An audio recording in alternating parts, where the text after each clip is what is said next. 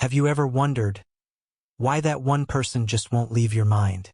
Not someone you see every day, not even someone who treats you kindly, yet there they are, again, in your morning thoughts, in your dreams, in that quiet moment between breaths.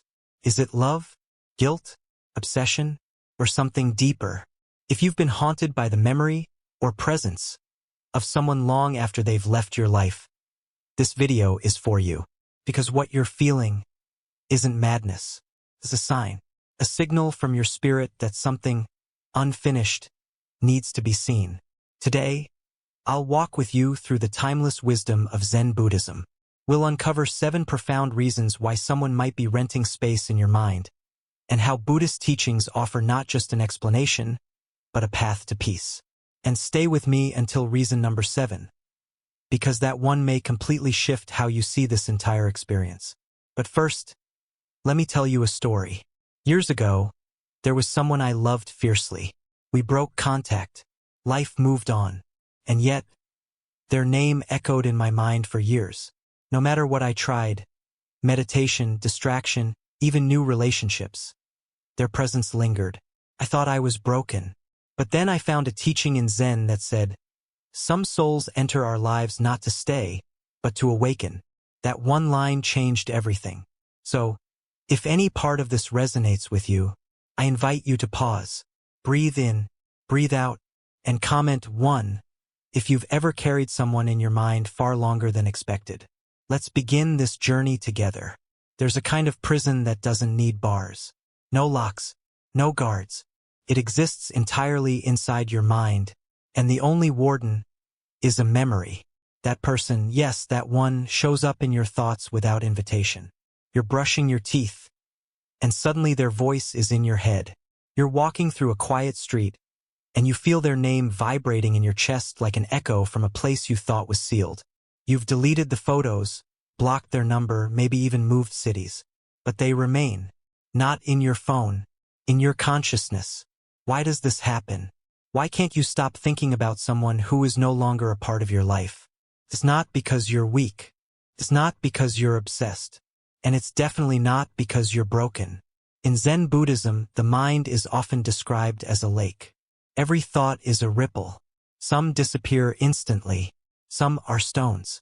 And when that stone hits the water, it sends wave after wave, echoing far beyond the moment it arrived. That person in your head, they're not just a thought. They're a stone. And the waves?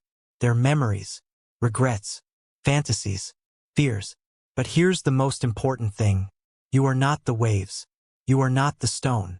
You are the lake. And once you learn to be the lake, to watch without drowning, you'll feel a shift. That's what we're exploring today. Because this isn't just about forgetting someone. It's about understanding why they've stayed so long, and what their presence might be asking you to see in yourself. So before we dive into the teachings, pause here. Place your hand on your chest. Take one deep breath, and whisper, if only in your heart, I'm ready to understand. Then type ready in the comments below. Let's make this a shared moment of intention, because today we begin the journey of reclaiming your mind, one ripple at a time. You say it's love, but why does it feel like pain? You tell yourself, I just miss them, but your chest tightens, your stomach knots. You check their last scene, again and again. You replay old conversations, looking for signs. Your peace depends on a notification they may never send. Is that love? Zen Buddhism asks us a powerful question. Does what you feel bring you peace or disturbance? Because true love is still. It expands. It allows. It doesn't chase. It doesn't bind. It doesn't beg to be remembered. But attachment? Attachment is hungry. It's a need disguised as care. Clings, trembles, panics at the thought of loss. It makes someone else the keeper of your emotional weather. When someone dominates your thoughts and you feel restless, anxious, or out of control, that's not love. That's you tying your identity to their presence. In Buddhism, attachment is compared to grabbing a burning coal, not to hold, but to throw at someone. And who gets burned? You. So ask yourself this. When you think of this person, does your heart soften or ache? Do you feel warmth, or does it scorch? Here's the hard truth. You may not love them. You may be attached to how they made you feel, or who you thought you were when you were with them. And that's okay, because recognizing this is the first step to freedom. How do we let go?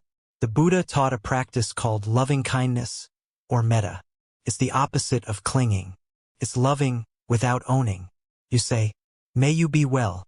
May you find peace. May I find peace too. You release the grip, not because they're unworthy, but because you are worthy of peace. So if their presence in your mind feels more like a wound than a whisper, try this. Close your eyes, picture them, and gently say, you are free, and so am I. Then, if you feel brave, share below. What's one thing you thought was love, but now see might be attachment? Let's hold space for each other in this quiet, sacred unfolding. They hurt you, or maybe you hurt them. Maybe you both walked away unfinished. Words unspoken, truths buried under pride or fear. And now they're still here, not in your life, but in your head, in your heart, in the quiet moments you wish were quiet. This isn't punishment. This is karma. But not the kind that says, you get what you deserve. Not the cosmic scoreboard. Not vengeance dressed as justice. In Buddhism, karma means completion. A cycle, still open. A lesson, still incomplete. An energy, still unresolved. That's why they're still there. Because your soul, wise beyond words, knows something isn't done. Could be guilt. Could be grief. Could be forgiveness withheld from them or from yourself. Sometimes, karma looks like a person whose name you whisper in your sleep. Sometimes it's a tear you didn't allow to fall. A sorry you never spoke. Or a truth you were too afraid to see about yourself. Zen teaches, until the lesson is learned, the teacher reappears. What if this person is your teacher? Not in kindness, but in reflection. Ask yourself, what did I learn through them? What part of myself did I lose or discover? What still aches for acknowledgement? This isn't about reuniting. It's not even about resolution with them. It's about resolution within you. And sometimes, healing doesn't look like closure with another. It looks like clarity inside yourself. So here's a gentle invitation. Write a letter not to send, but to release. Say everything your heart still holds. Then burn it, or bury it, or keep it folded in a drawer. Do it for your own peace, because the lesson ends when you learn from it. In the comments, you can write just one word, ready. Ready to see the pain as a message. Ready to honor what was, and grow beyond it. Because karma isn't punishment. It's love, disguised as a second chance at wisdom. Sometimes the person we can't stop thinking about isn't really them. It's us. Not the self we show, but the part we hide. Zen Buddhism and Jungian psychology both speak of this, the shadow. The shadow is every part of you that you've buried, denied, or disowned. Your envy, your boldness, your guilt, your desire, and often the people who haunt us the most are mirrors of that shadow. You admire their confidence because deep down you've silenced your own. You're triggered by their arrogance because a piece of you was taught to shrink. You obsess over their charisma because you've longed to be seen that way, but told yourself you weren't enough. So the mind fixates, not on them, but on what they represent. They're the screen. You are the projector. And every repeated thought, every emotional loop, is your shadow calling out. See me. Integrate me. Let me exist. This isn't easy work. It requires honesty, the kind that stings, and compassion, the kind we rarely give ourselves. But here's the liberation. When you recognize the projection, the hook loses power. They stop being the villain, or the fantasy, or the ache. They just become a person. And you reclaim the pieces of yourself you left behind. Zen teaches, when I see another clearly, I see myself. So try this reflection. What trait in this person bothers or captivates you most? What part of yourself is hiding in that trait? Can you welcome it not as shame but as integration? Because healing isn't always about forgetting them. is about remembering yourself. If you're ready to see beyond the mirror, type mirror below. Let this be the start of turning inward with courage. You imagine the moment. They come back. Say they were wrong. Apologize. Hold your hand. Or maybe they finally see you, really see you. Plays like a movie in your mind. Scene after scene. Dialogue rehearsed. Endings rewritten. But they never arrive. And yet, the story never stops playing. This is the mind clinging to outcome. Zen Buddhism teaches that suffering doesn't come from what happens. It comes from what we hope will happen. And doesn't. You're not just thinking of them. You're thinking of what could have been. What should have been. What you desperately wish still might be. And that attachment is a cage. The mind says, if they just said this. If I had done that. If only. But Zen invites a different question. What if nothing needs to be different? The concept of beginner's mind teaches us to see each moment without expectation. No script. No conclusion. Just what is. Hard, right? Because clinging to the story gives you control, even if it's imaginary. But letting go? That's surrender. That's trust. And that's where peace begins. So here's a gentle practice. Next time the fantasy replays, pause. Take a breath.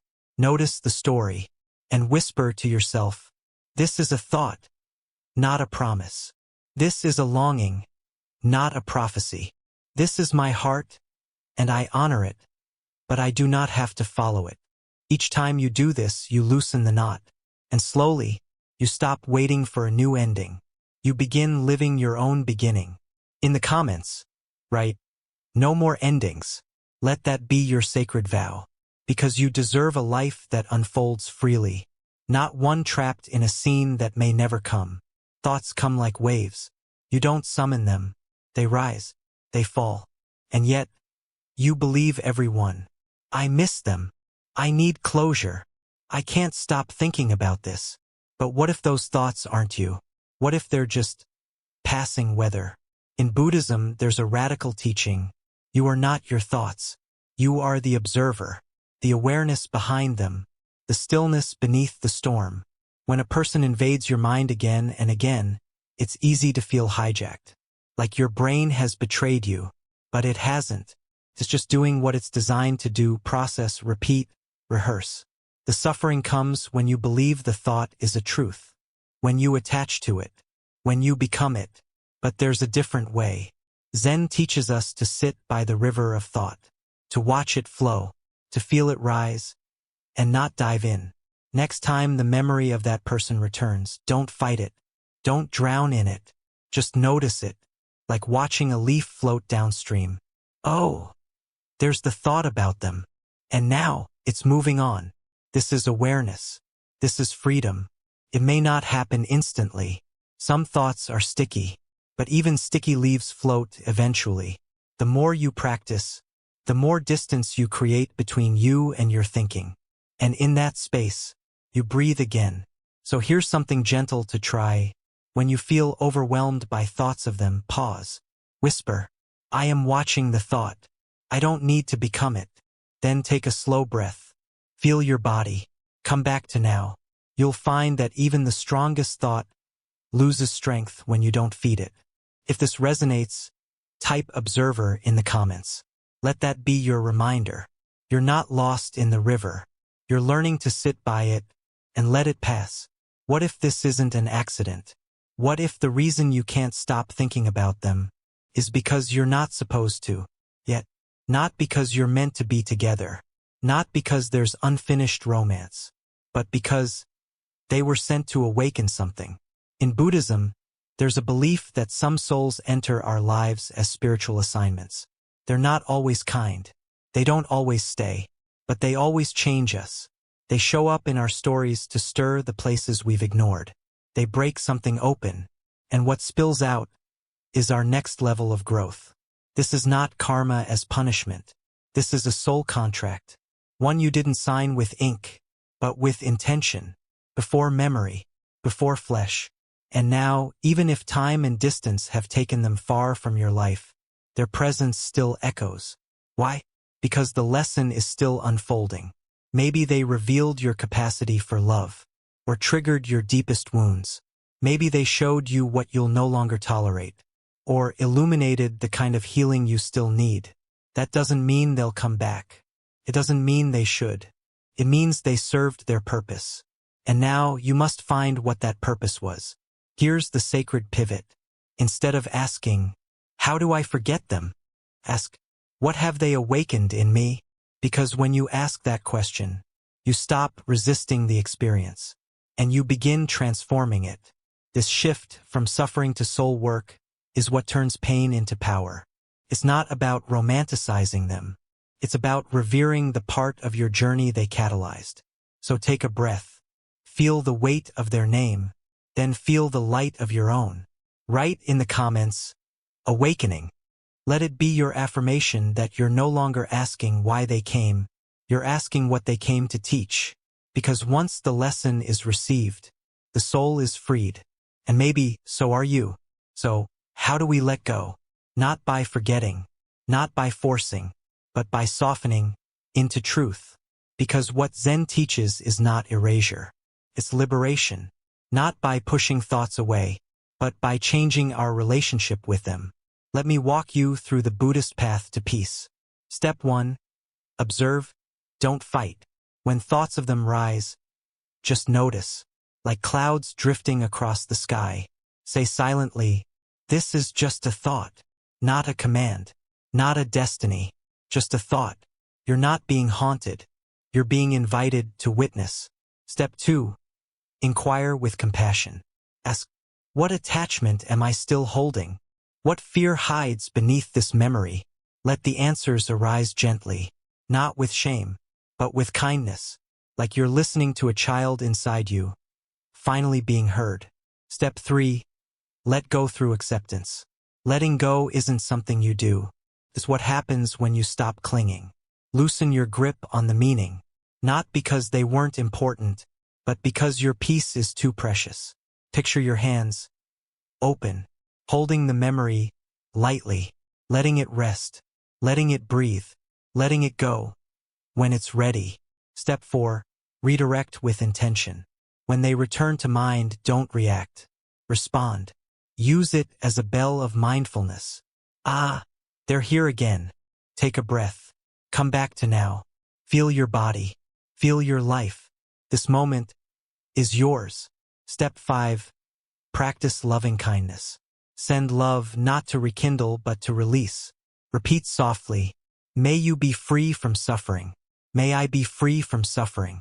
May we both find peace. This is not weakness. It's the greatest strength. And finally, embrace the stone in the river. At first, they disrupted everything. The splash, the ripples, the flood. But with time, the water flowed around them. They settled, or drifted, and your mind became clear again. Not because you erased them, but because you honored them and moved forward. That's the path. That's the practice. Let this be your final reflection. You are not broken. You are awakening. The thoughts may still come, but now you'll meet them not with panic, but with presence. So as we close, breathe in, breathe out, and whisper, I am at peace with the visitors in my mind. If this journey moved you, write peace in the comments. And if someone you love is carrying a name they can't let go of, share this with them, because sometimes freedom doesn't come from forgetting. It comes from understanding, and understanding begins here,